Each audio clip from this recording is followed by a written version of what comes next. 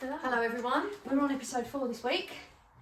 Yeah, and as we mentioned last week, tonight is going to be a bit of a serious topic. Obviously, we said about mental health. It's close to all of us. We know somebody that suffers with it in one format or another. Also, as you'll see, we have a guest with us tonight. So say hello, Kelly. First guest speaker.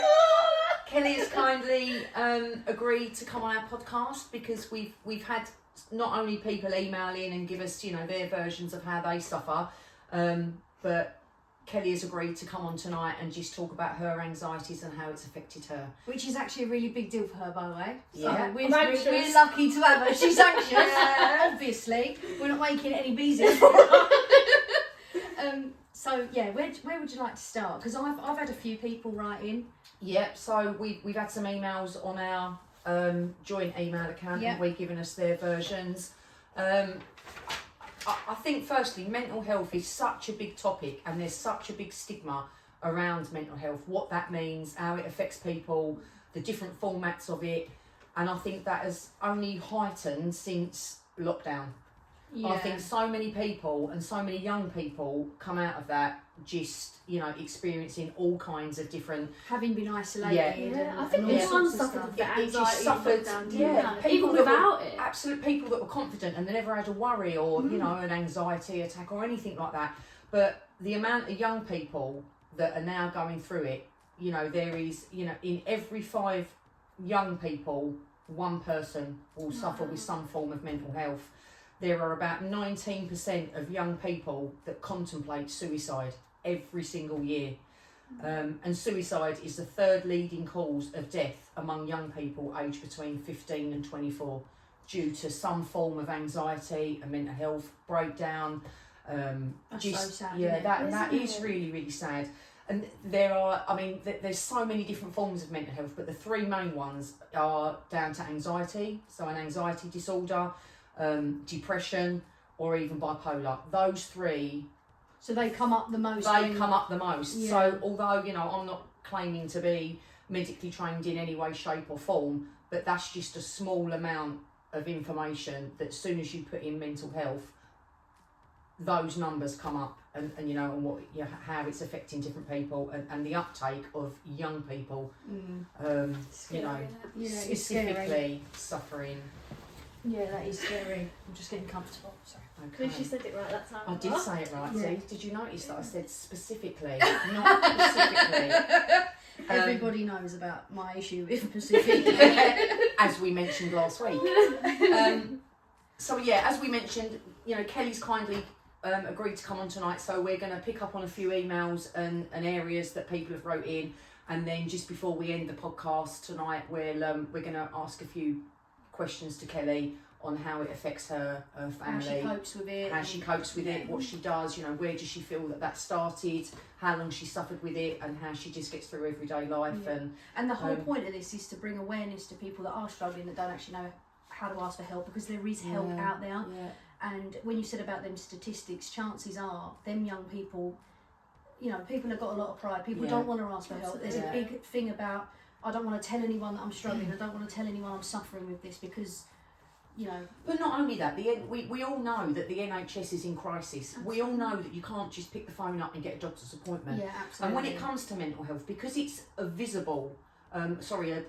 invisible sort of symptom, I don't think it's taken as seriously. And you know, you hear from the emails that we got, and the people that contact us say it's such a stigma. You say mental health, you just, you know, pull yourself together, you'll be all right. And it's just not. And you know what, to be completely honest, this is a big learning thing for me, because I don't suffer with this, and I don't live with this.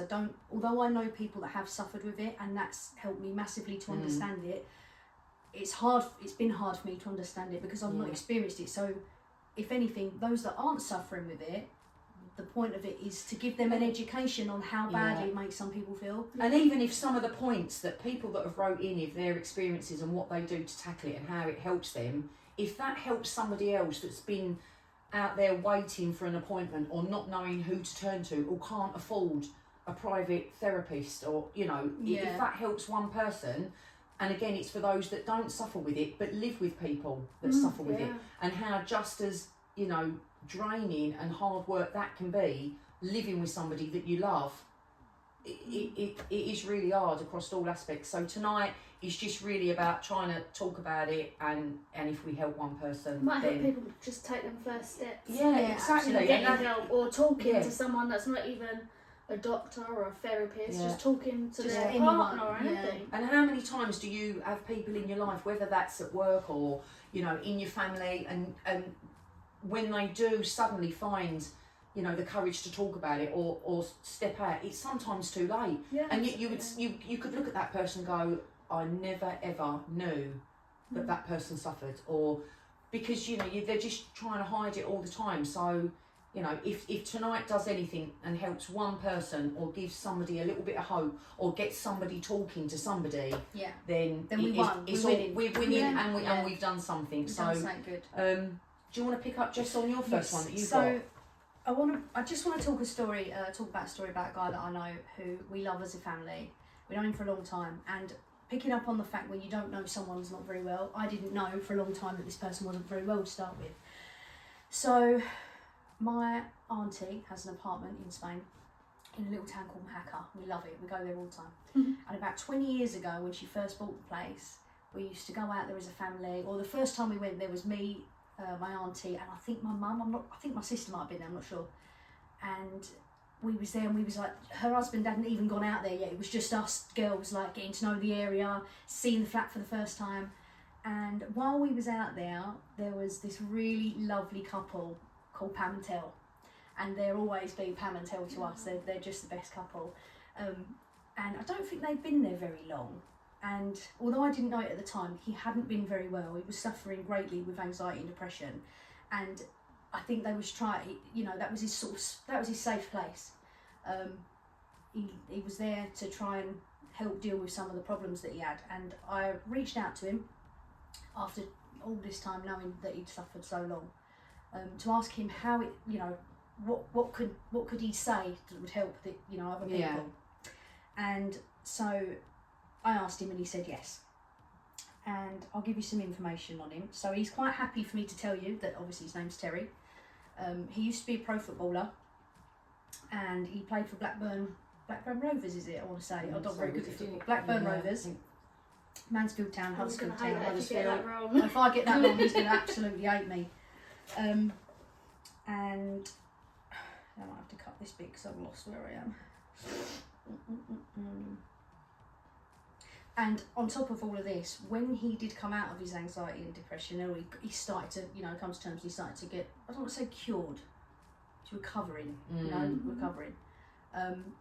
He started reaching out to other people, and other people started reaching out to him, because who better to learn from and accept help from someone who's experienced it. Yeah. And he's got a big Facebook page, loads of followers, and he tries to give guidance, even if it's just a message of support. But a lot, he does upload a lot of inspirational quotes, and Yeah. I've even, you know, I thankfully I don't suffer from anxiety. I live with somebody that does, and that can be hard at times. But sometimes you can go on to Terry's page, and some of the inspirational quotes that he's put, you can read that and go, I relate to yeah, that. I can get up this morning now, because Yeah, you know that's absolutely. put it all into, you know. I'm not on my own. Yeah, Yeah. exactly that. I'm you not can just on my read own. it and go, yeah. So. Every little thing, Yeah, every little yeah, thing helps. Just So this is his story. So I hope I do you justice. So Terry had a difficult childhood and suffered mental abuse from his mother. When he reached 16, he left home to follow his dream as a pro footballer. He had a long career with no mental health issues, because at the time he was living his dream. When he finished playing is when the issues started to appear.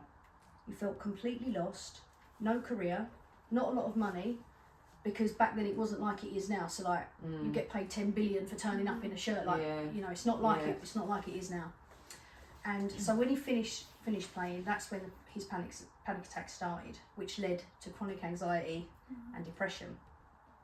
So what he's saying is his saviours were his family. He had a really good support network, and we know his family, they're just absolutely amazing. His wife's amazing, and an incredible will to want to beat the disease. Back in the day, mental health was not openly talked about as it is now, and beneath it all, there is only one person who can help, and that is yourself. So I take from that whether it means that you're getting help, whether you're asking for help, whether you're talking to someone, the only one that can push for that is you. Yeah, You know, absolutely. you have got to have a will to do it. Drugs didn't do anything for him, so he battled it on as best as he could until he could face things again. Exercise helped him, as did listening to music. The main thing that Terry would like to say to anyone listening is that suffering from this awful illness is that the black cloud will eventually lift. No matter how hard it seems at the time, this illness is beatable and that he is proof of it. Don't dare give up on yourself, believe in yourself, and that you will come through, and you will. Football hid Terry's insecurities because he was popular for doing what he loved, and then when the football ended, that's when the problem began. One extra thing that he mentioned was that, I'm just going to explain this, when we went out there to Spain for the first time and I met him, from the second I met him, I went, you're going to love my Uncle Johnny. You are just, you're going to be two peas in a pod. I already know it. I just knew it. And one extra thing he mentioned was that his friend Johnny helped him a lot in the early days in Spain. Johnny didn't necessarily understand the illness, but he didn't need to. He was a good friend, and Terry's put here, will never forget how much he appreciated him, which I thought was a really nice thing to write, because one of the things I pick up on from that is that sometimes it doesn't matter whether someone doesn't understand you. It's just nice to sit down and speak to someone, have someone that makes you laugh. If you're in the room, or listen to you, even if it's 5 minutes, your day's better. If you're with the right person, with the right then person, they don't need to understand. They don't need to understand, you know, just how low you feel or how painful your head is or anything like that. If you're with the right person, I feel like that saying, a problem shared is a problem halved. Absolutely, definitely. Cause even if all your worries in the world that you're thinking of, and nothing will take it away if you're that poorly, but just talking to someone for 5 minutes, you're not thinking about it. Absolutely. Or at least trying not to think about it, and that does make all the difference. So, I want to say thanks to Tel for sharing that, because it's not easy to talk about this sort of stuff. I think, especially with, as well as blokes talking about it. I was going to pick up on that, Kelly. You're absolutely right, because you know, even you see it on telly. It's good to talk, get men talking and things like that. You know, it is. We keep saying it is such a stigma. You know, us women. You sort of get down and that, or when your period's due, you know, and you get all of the banter that goes with that. But a man's not allowed to be a little bit low or a little bit depressed. You know, it goes back all those. You know, the man is the man, and you know they've got to get up with it and go. So for Terry to do that, you know, that's brilliant. Absolutely. And I know Tel, not as well as Jesse, but I do know him, and he's a great guy. And I follow him on Facebook, and there is many times that, you know, I'm either liking or loving, you know, the quotes that he's putting up, or I'll read it and I'll think, bang on. I just needed to read that. Yeah, and I don't know how to explain what I want to say when I say this, but I know in Terry's statement he said that, you know, when he stopped playing football, he was, you know, that's when the anxiety happened. A lot of sports people I've read, obviously I don't understand it, but I've read that all of a sudden when their career comes to an end, it's like, what do I do now? Yeah. And it's almost like, you know, they got nothing. Well, that was their job, purpose. That's what I love. But to have that level of discipline, absolutely, and structure every day, and then out of nowhere, no just, routine. You know, things change, and money's not coming in, and I totally get that. You know, you're no longer doing what you know. But when I met Tel, I didn't know he was a footballer, and I loved him anyway. You know, he was an amazing person. Without any of that. I hope you know that, by the way, Tel. Yes, Terry. Yeah. All right. Okay. Do you want me to do? I've got another one, or do you want to do? I've actually got another. Oh no, I can't do it because I need my phone. Oh, okay. So, and my phone's recording. So I'll just explain what I know about it. So this is a friend that messaged me, another guy actually, and sort of said that, and this is someone you'd never ever think to look at, and that is a common theme. People hide it a lot behind a smile, and he out of nowhere sort of had a couple of bouts of just feeling really low, couldn't quite get himself out of it, was struggling to focus a bit, and has opened up and said that he decided after a period of time, you know, he was sick of feeling like it, he went to get help, and he went to therapy, and he said, and it was the absolute best medicine, and that is also a common theme. And I think he said he felt better after the first session, like, because they talked about it, and he felt, I suppose, like he was getting somewhere. It's like, right, let's fix this. That's not the same for everyone, because some therapy opens you up completely, but sometimes you feel I think more wounded because you've got to heal from that. But you need to talk to a stranger as well sometimes. Someone that don't judge you. Sometimes talking to somebody that doesn't know you, has never met you, doesn't know your background, doesn't know you as a person. And because I mean, if I was in that position, because of how I am as a person, I would sort of think, well, I've told you everything I feel. If you don't like it, fucking, I don't care. Like, and that's the point of being with someone you don't know. You know, they're giving you advice. Whether you take it is up to you. Yeah, definitely. I think I've tried different therapy, talking therapy. I didn't like talking therapy because I didn't want to bring everything up in my past again.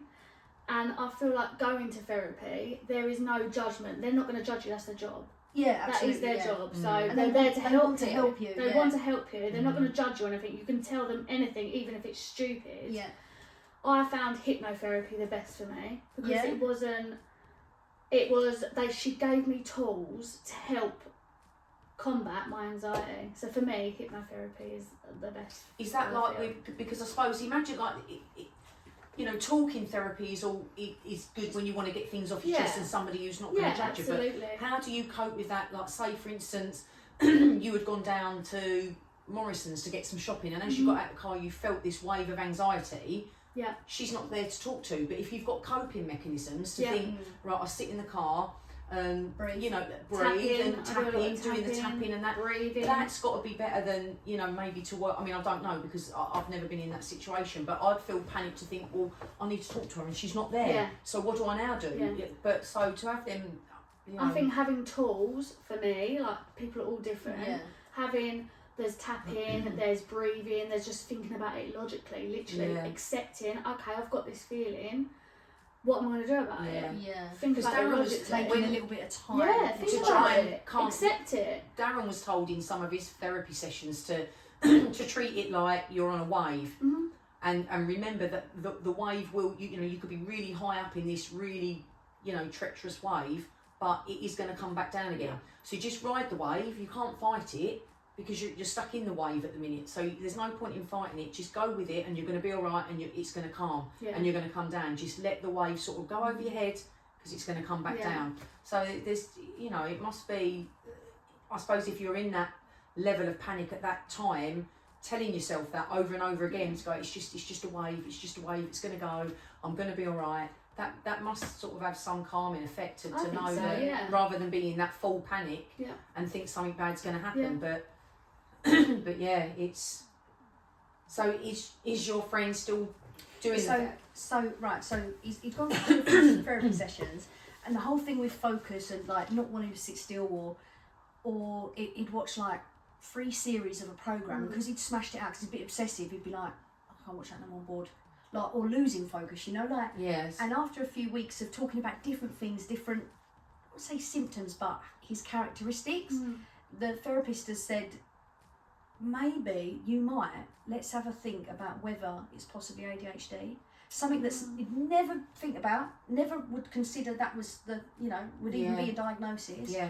But they're looking at now whether that is the case and whether, because that comes with ways of dealing with it and stuff, and that might help in the long term. He's still continuing with therapy whilst looking at whether he's got sort of ADHD. Yeah. And if it isn't ADHD, he's still getting help. He's still talking to someone. He'd never have got where he is now if he hadn't have just spoken to that person and had the courage. And I read a thing that he'd put in the message to say that when he first went to his session or the doctor's appointment about the psychiatrist referral for ADHD. Yeah. He said, I remember walking in there, fully grown adult man, thinking, I can't do it. Yeah. I shouldn't be here. Like, I'm supposed to be this big birdie. I'm a big man. I shouldn't be here. But best thing he ever done. No, amazing. None of that matters. Yeah. And men should feel like they can do that. Like that is okay. It's and then look what's happened. Like he's gone to whoever he's gone to, and he might get a diagnosis of ADHD, and that might explain so much stuff that's happened. And having that explanation so early on. I know. Obviously, it sounds like he may have been having sort of problems, but maybe not realising it was an issue. Just thinking, well, that's just me. but now it has become a problem. Having that diagnosis so early on could help him overcome that before he got so deep and so low. Do you know what I mean? It's just, you've got to keep talking. You've got to keep talking. Absolutely. Because all the time, if we don't keep talking and you don't keep sharing it and trying to, you know, this stigma will never ever go away. Your statistics will always be your statistics. You never make change. Absolutely. And people will end up saying, well, there's no point in talking about it because, you know, nobody believes it. You know, we're always going to be told to just pull yourself together because, and again, I think it's going back to not being able to see the physical symptoms of the feeling in your belly, of when you're absolutely, you know, that frightening feeling, or the wave that, you know, you feel your whole body getting hot or shaking, your heart rate going up, you're getting palpitations, you feel like you're going to pass out, but you're trying to pull yourself together because somebody's standing in front of you and you think, I can't faint now because I'm in the middle of the supermarket on my own, or, you know, hyperventilating. And unless people see that, it's so hard to get through that stigma, but it's good that, you know, people are sharing that. Absolutely, and definitely. Brilliant. So, but I've actually got one that I'm going to read out. I'm not so sure whether I will say the person's name. No, she don't want. But I won't do that anyway because I haven't had confirmation. That's why I won't. But I read through this and had to read it a couple of times to sort of digest it and take in what was being said. But again, I hope this helps somebody and somebody gets tips from this to see another version of how it does affect people. So I'll start. I'm just over 30, and for as long as I can remember, since I was a little girl, I've suffered with anxiety. I just didn't know what it was called for a long time. And even when I did find out about anxiety, I still refused to believe that's what I had, because compared to other people's woes and troubles, mine were almost pathetic.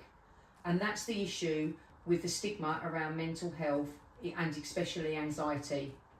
You worry so much about what others think and say that you let your own self fall to the sidelines because you don't feel worthy of accepting that help.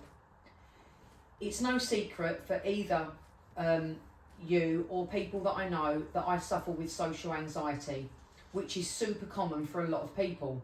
So talking to new people is a no-go for me and brings me out in a sweat. Even going to events with all of our friends, my heart will still start to race. My breathing picks up and I get a sort of ringing or a dull feeling in my ears like I'm underwater.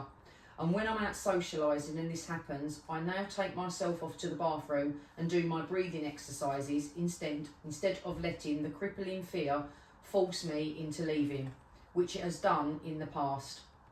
On the outside, I'm calm and collected, but inside I'm fighting off an anxiety attack, and it's taken me many years to decide enough was enough and to seek help.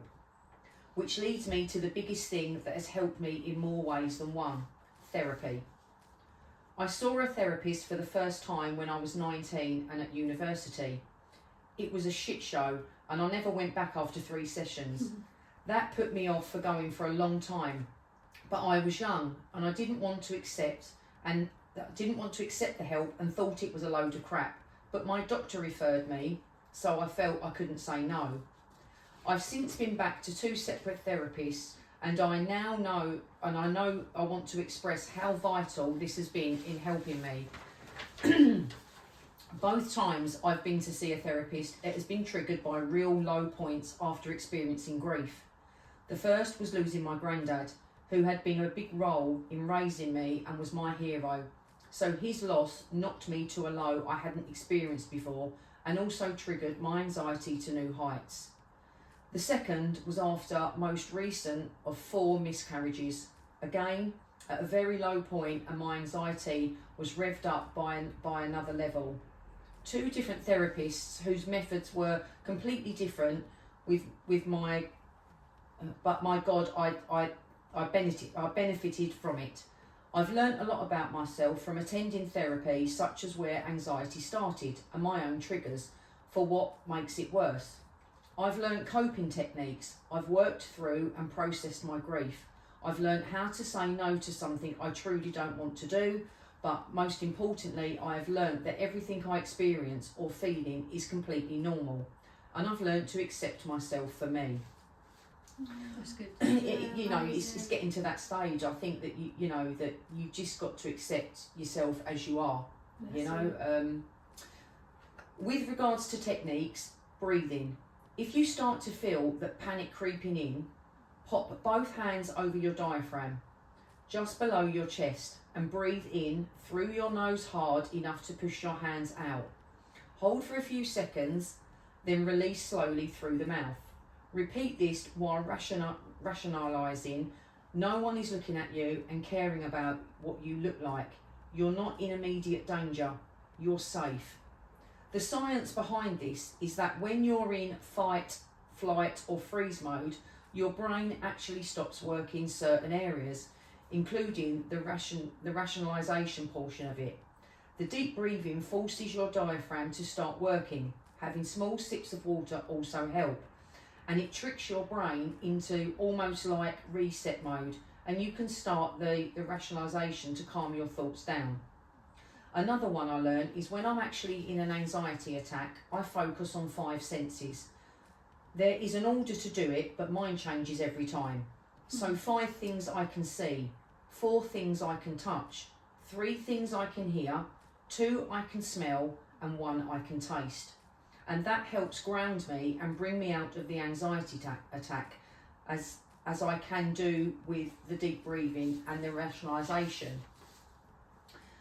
Talking. Whether that is talking to a therapist, you can access therapy on the NHS if a private one is out of your budget, or even talking to someone you love and trust. You don't always need the advice or even for them to say anything back to you. Just saying what you're feeling often allows you to rationalise with yourself, express what you need from the person you're talking to, and take it at your own pace. I also find Instagram a wealth of information. Social media can be shit for many reasons, including actually making you feel worse if you're constantly comparing. But on the flip side, there is so many platforms that have a range of help, from podcasts to support groups, or even just looking at their pages and feeling seen and not alone. Some great ones I've found for my own personal reasons, including the charity Mind, and also the Worst Girl Gang Ever, a platform of women who have experienced baby loss and talk about the emotional side of it, not just what you find on Google and medical sites. It's not just social anxiety for myself either. I often have what I know is called catastrophic thinking, and also negative automatic thoughts, things that are irrational that pop in my head and send me to a bit of a spiral of panic. For example, I'll be driving near a crossroad and I'll picture an ambulance coming through and smashing into my car, or I'll be driving down a country lane and picture a van coming from the court at the air. I've lost my trail of thought then. A van coming around the corner at a speed and smashing into my car. At the airport, and I'll take a picture of a bomb going off and killing everyone I love. At the cinema, and someone comes in with a gun and mows everyone down. And along with the vivid images comes minutes of thinking of escape and every single possible scenario that could happen from that. Things that are very unlikely to happen in the moment, but I can't help the thoughts from popping up. I'm aware that scenarios sound extreme, but it's actually more common than you think. And again, the rationalisation has to come to a place again. What are the chances of that happening? You are safe, and most of all, you are not in danger. So I also end on apologising for the extremely long-winded email, ladies, but what you are doing is so important. There's too much stigma, even in this day and age, around mental health and accepting or going for external help, or finding your own healthy and a safe way of coping. So hopefully sharing my story with everybody might help someone, and that's all I want to do, is help one person at least. So please don't hesitate to reach out and keep talking. Wow. So that, to me, when I read that, because I read that a couple of days ago before we done the podcast, and to sit and read that, because I know this person, took me to another level. To read it on paper, just how bad that must be to try and cope with that and deal with that. You know, Is that sort of relatable to you? Absolutely, to a T. That is literally, you can even look at my notepad. Oh, really? That is to a T. So, irrespective of your honestly, that I would love to speak to her. Like, Really? But even them platforms that she's put, like for Instagram, and that, obviously with the miscarriage and that you may not have known of that, but honestly, I will look at that platform because I had a miscarriage. And what about the breathing? Yeah, breathing. I mean, I do breathing anyway. Everything that she has said, I relate to. Yeah. Do you know what's really fascinates me is the irrational sense of something that's probably not going to happen. Yeah, massively. To be that stuck in your own mind that you're so overworking your thoughts. It controls it. That you're. But even like that, because I don't get it. Yeah. I'm like, wow. To have to battle but I suppose with that for you, must Jess, be... that would be to a level like when we was talking about phobias last week, and I was saying I've got a fear of falling down the stairs in public. Like, so if I get to the top of the flight of stairs, and you know when you get that butterfly feeling, and so that's a tiny snippet of that fear. You know, if I dropped you in the ocean and told you a great white was behind you, a shark brush up against you. you know that. So that panic of that, what it does to that feeling of having a phobia, is only probably a snippet of the fear of an anxiety attack. Yeah. So you know, and even if that, like that friend has said, you know, even if we just help one person or anybody listening to our podcast, we help one person. Well, that's even what it's helped you straight away. And it's like talking about it and expressing it, and whether it's a friend or it's therapy, and I know what it's like. You know, you say you can't ring up and book an appointment, you can't just go anywhere. People think, oh God, I don't want to tell anyone I know, but there's things out there. There's Samaritans. There's so many different ways of communicating. But again, I think that's the stigma of, like, I know Darren's done it, and I've said to him, look, just ring the doctors, and then while he's waiting in the queue for about 4 weeks to get an appointment, he then starts to think, look, this is really bad because I'm not really ill. I'm wasting the doctor's time. Absolutely. So it starts to it's like a vicious circle. Yeah, because he then thinks he's not worthy of seeing the doctor because he's not physically ill. But that's what she said. Yeah, she said like when she refers back to her problems and she's comparing them to someone else's, like she's like, oh, mine are really pathetic now. Yeah. But when you read on and you look at the extremities that links on from that does need to be talked about. Yeah, it? absolutely. It needs to be. And I think, you know, it's having the understanding, and if we help somebody else, not only that's going through anxiety, of how to deal with it, techniques, where to go, websites, if it helps somebody else who is living with somebody with anxiety, who feels that they're not, you know, it's upsetting for them, they don't know how to help that person with anxiety, they feel guilty because that they feel that they're not supporting them enough. Yeah. You know, if we can help somebody along them lines. Absolutely. I mean, for your anxiety, have you had it all your life? Yeah, so I feel, again, my granddad died when I was 10. He died of cancer, and I think watching him suffer, especially when he did die, watching my mum grieve was hard for 10 years old. I also watched my nan suffer. Again, we didn't know what was wrong with her. She was in intensive care for 3 months, and then she passed away. My mum had kidney cancer. There's several things. My best friend died of brain tumours. So for me, mine is medical anxiety, and I convince myself that I have basically cancer. If I've got a pain in my back, it's cancer. But do you know, I kind of understand why you would feel like that. Yeah, there's there's a lot to go through, isn't it? Even though you know it's not rational. Yeah. You, in your mind, if they say, oh, 1 in so many people gets, you know, a brain tumour, that's a rarity. Yeah. But you know that person. Literally everything. Every cancer that has happened, I think this. Yeah, I just convinced myself, I've got a pain in my back today. My mum's had kidney cancer. Straight away I go, oh my God, it's definitely kidney cancer. But there are techniques that I can do, and I've got so much better. But I think for me, what tipped me over the edge was my best friend dying at the age of 26, leaving her kids behind.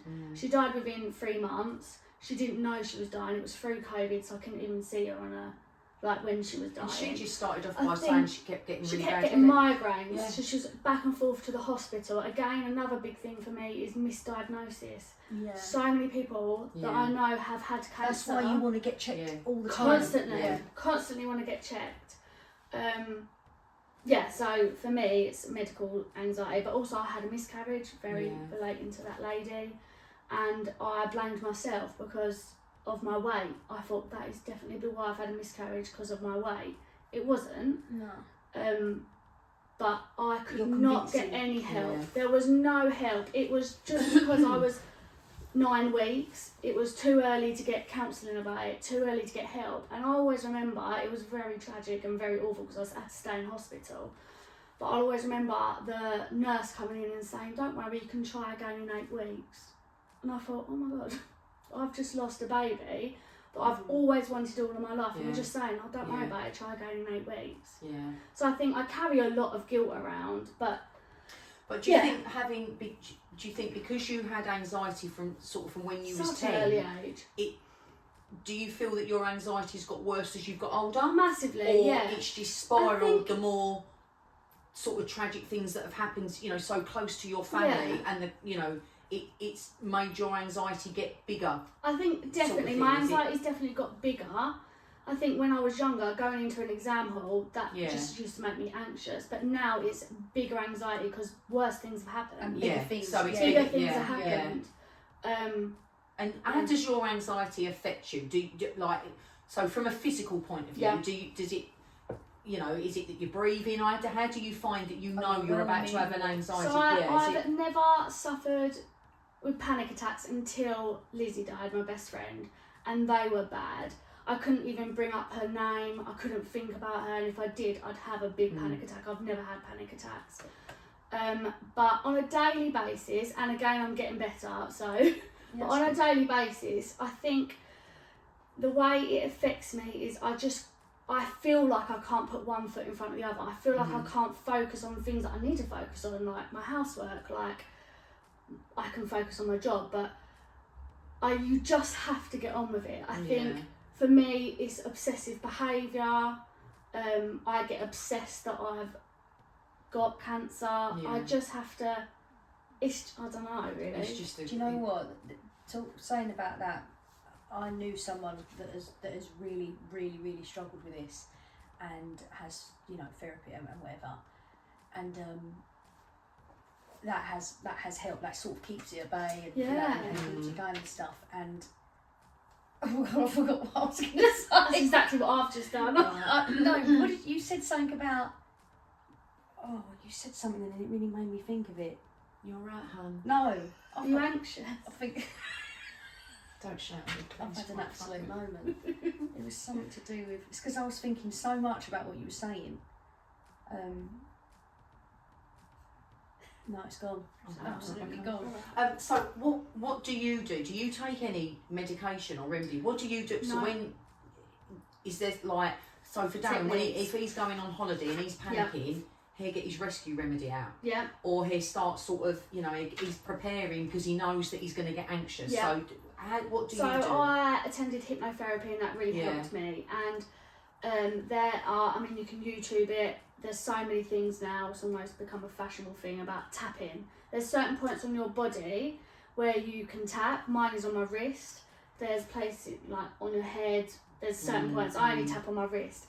And I repeat a positive saying, something that I feel is positive, and it's personal to everyone, a positive place that I've been to, and that just because I can also come across as very negative. People don't think that, but I am quite negative. My glass is always half empty. And I'm trying to change that, but if you always start with a positive thought, then your brain will, if I'm explaining it right, will try and think more positive throughout the day. That's good. That's a good. That's a good theory. That's a good time. And the fact that you start with it, and you've done it, you're probably subconscious of it. And that many times that we got up in the morning, and I've sat there thinking, oh, I really don't want to do this today, and I know this is going to be a nightmare. Everything's going to go wrong. As soon as I don't even have to open my eyelids, and I think. Or even if you wake up and you feel a bit fed up, you feel like I feel really in a bad mood today. Yeah. If you was to look back, you'd go, I woke up in a bad mood and my day just went from bad to worse. It does. Yeah, if you'd have sat there and gone, I'm in a really bad mood, but actually I'm alive, I feel happy, I'm not going to let anything get to me, I'm going to get up and just, let's get sorted. Yeah. Then, there's breathing, there's method to your madness. I think again, obviously that lady's mentioned breathing. It's so Yeah. important to breathe. Yeah. Take a moment, just breathe. Yeah. Again, being with my loved ones, going for a walk. I can't express Yeah. how you've had a bad day. Even just people having a bad day with no anxiety, how much better it is just to walk around the Yeah, I've block. got to agree I'll with second that. that. Breathe. Yeah, I Just love going, Breathe yeah. in the air. Definitely. Again, I'll give myself a countdown. So, well, I've had a really bad day. My thoughts are really bad. Whatever it is I'm suffering with. Okay. Acknowledge that fault. Yeah, it's not a good fault. Give yourself 5 minutes with that fault. Go and make a cup of tea after 5 minutes. And just making that tea, you've stopped your train of thought. So then you go on to the next task. Okay, I made a cup of tea. What's the next thing you need to do? So just stopping that Yeah. rational thought, that helps me. And just acknowledging my feelings, which I've said, and speaking to people. Like I say, I speak to Emma about my problems. Speak to my friends, my mum, dad, brother, whoever. I think that, like I say earlier, a problem shared is a problem half. Yeah. Absolutely. I think, you know. I think that is the common theme, isn't it? Yeah, to talk to it's just to people. keep talking. So. And start loving yourself. Yeah. We are all so bad at not loving yourself, and I think. Oh, that was what I was going to say. Yeah, go on. That was what I was going to say. Yay! Yes, that he really struggled with feeling undervalued and worthless, and that nothing he did was good enough. I think a lot of people with And anxiety. no suffer. matter how good things were, there's no, what was the saying he used? There's no point climbing the mountain because at some point I'm going to slide back down it. Yeah. And it's like, so I don't bother. Yes, it's And so it's- true. But that must feel like I mean, your that- feet it's are a tied to the constant When floor. I You say can't- this was an extreme Yeah. So problem. you're not even going Lots to get of- off the starting block if you got No. if, like that, are you? You just Definitely must be. not. It's like this all Yeah. the time, all the Yeah. time, all the time. Something happens, knocks you back down. Something happens, knocks you back down. Yeah. And it's so hard for people that struggle with it to build themselves back up and to almost plateau. That's not a thing. I'm there. Yeah. I don't get me wrong. I'll get aggy, Yeah, of but I'm not. I course. never go down. You Yeah. know, like Yeah. that. But people that are like this, I do think find it hard to want to find the Yeah. will to be able to do it. I think I sometimes think, you know, if you're that sort of person in life that, you know, because everybody will have some form of illness, Death, you know, anything. death, really bad things that knock you down. You know, you'll have a run of bad luck. So, you know, you get up one day and I don't know, all the tyres have been slashed on your car, and then you're late for work until you got the sack, and you know, it's a spiral of things. But and people do deal yeah, with that and that's differently. what I mean. You're either a type of person that can go, do you know what, this has been really bad, and you just go, right, so I've just got to go and get 4 new tyres. All right, now I'm gonna go, and you just deal with it. But some people struggle to have that level of, you know, bad things happening that just knock them down. I just can't face it, and I don't know. I mean, we could sit all night and talk about it a bit. Whereas I I think someone who doesn't struggle, I will avoid a situation just to get out of it. So like when my dad died, even now, 3 years later, I don't go to the grave. Very rare. Because he's not there. As far as I'm concerned, he's either in his cabin at home or he's at work. Yeah. And that's not healthy. I'm not dealing with that. I know that he's not here, you know, I'm not being like, you know, irrational about it.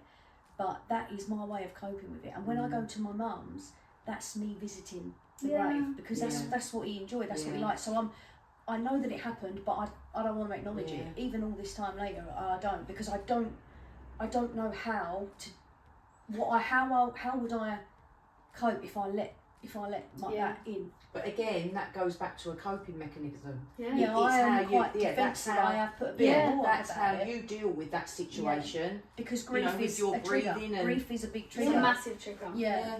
And so it's just how you cope with that situation, and you know, we've No all one can got, tell you how to grieve. No, and that's, no, that's how you're going to do it. and there's That's how never you're gonna do any it. book written about grief. You know, every person's going to be different. It's, you know, Some it's days just, I think about it, some days I don't. Some days, if I'm overwhelmed in any way, yeah, I think more about it then. yeah, Because I That's think, right. what would I do? Yeah. What would you Yeah. do? Yeah. He'd go to me, pull your fucking self together, man up, yeah, get through it. You've Yeah. got it. But that was his Yeah. way. That's I can imagine him saying Yeah. that to me, and I'd go, oh fucking hell, all right then, no worries. Yeah. Let me just put my big boy pants on and it Yeah. go away. But that is Yeah. he's old school, you know. Yeah, That's that's his it, thoughts on but- it, and I do get it. Like Yeah. I'm really laughing about something, and I want to burst into laughter, and I know it's a really serious conversation. I feel like we need to end with a laugh. But Yeah, let's end with a I'm laugh. only hoping that I pressed record. Oh my On that note, No, I think I did. Let me get off a jet, and then I'm going to talk about all something right, funny. all right. I'm spaced out halfway through that whole thing. I forgot what I was going to say. If your Yeah, phone you know dies, it is, I'll be yeah. filming. Can you imagine? Yeah. Is it Double checking. double check? Jess. It is recording, but it's got something weird on it. I'm just going to leave it. It is running. Alright. It's got money. Alright. Things on it. So I think that's been really good. I think tonight I'd be absolutely shocked if that hasn't helped somebody. It's opened It's my helped me. eyes. It's given me a different understanding, listening to Yeah, other definitely. people's views. Absolutely. You know, Abby, Even just listening to Yeah. their symptoms, Yeah, I didn't exactly. even know would contribute Yeah. to Exactly that. such a big thing, you Yeah. know. So absolutely. And also So- people, like you say, you both don't suffer really with anxiety. And I think use learning about it. Yeah. Oh, definitely. Yeah, That it's is well, massive. we see It'll it help from you yeah. dealing with whoever's got anxiety. and we see it from a different sort of a different corner because you know, although I live with somebody with it, you know, even my daughter, she has social anxiety. Darren carries a guilt that he feels that he's passed that down to her. Yeah. So I see it from sort of, you know, working with you every day and being Yeah. a good friend with you and how you confide in me. So sort of see it, but in different ways and formats. But listening to other people's story, I would be shocked if we haven't reached out and we haven't helped somebody tonight. So I think it's been, although it's been a heavy subject, you know, and we're going to probably pick up on a few heavy situations as we go, maybe every month, every sort of 6 weeks, we'll pick a subject that we feel that we can help somebody with. Definitely. But I think today's been great. Yeah. I want to thank you, Kelly, for coming Yeah, on the camera definitely. because we knew how worried you was, and look, and you've just dealt with it, and you haven't run away from We'll it. probably since. edit it all out. No, but it's like, you know, you could have just gone, no, I'm not turning I'm up. still laughing about the If that ain't, honestly, I'm going to absolutely have I'll smash his room meltdown. up. Yeah, so Dina come in and honestly, What it everything out is, front. on the camera, it's got like, it's like filming all of us here, but it's blurry and there's like a white screen on the front. There's obviously nothing white here, so I'm hoping If it's that picked it that's all up. not, let's hope so, I think, thumbs up. Yeah, so, What was I going to say something then? Obviously thanks to everyone that wrote in, Yeah. and to tell especially, because yeah, I know that takes a lot, and I love you to for bits. everybody. Love to everyone. Yeah. And what I'm going to do is I'll put Terry's some contact information. Obviously, I ain't going to give him your phone number, but I'll Address. I'll put like, and as well as that, maybe like when Lindsay's mentioned some Instagram like Yeah, So maybe, yeah. you social just media pages, posts, yeah. pages. That's it to log into. put them up. Some mental Therapy health, people. yeah, Yeah. therapy. Okay. Techniques, even if we can cut Definitely. place like a bit, some of the techniques, the There's a lot of breathing and the YouTube tapping, videos, meditation videos. Yeah. all of I that. know a few of them. Definitely. But yeah, and so we're not doing a video next Thursday. no, it'll be Monday the 10th. And we're gonna do. What are We gonna haven't do? decided yet. No. So Oh, any suggestions, maybe? Don't forget. Oh. next week rugby starts. The girls, Cliff Crusaders. Yeah. Are you going? I thought you was meant to be going. That I'm gonna do a guest appearance when nobody knows. Yeah. So I may turn up, I may not, but We're gonna We'll watch the We'll space. do a podcast one Thursday after a rugby session, and we'll get all the girls involved, yeah, and just. It's not even just about rugby, you know. It's like, you know, we're a group, we're a family. therapy. What can we talk about? It's group It's therapy. therapy. It's group therapy. brilliant. Yeah, so it's in Cliff, next behind the Memorial Club in Cliff at 7:00, Thursday the 6th. Take the step if you need to get out of the house, if you need an hour to yourself, if you just need a bit of girl time, if you want to For stand sure. there and say nothing, but you need an hour, please turn up because it's good fun. And yeah, you can message me on here. I'm really welcoming. I'll come over to say hello and make sure you join in. So You won't. no, I'll probably fuck you off, to be fair. So keep watching, keep tuning in. We hope you liked tonight's session. Again, thanks to everybody. Thanks to Kelly. Yep. Be safe. Thank you so And much. keep talking. Keep talking. Sharing. Yeah. Like.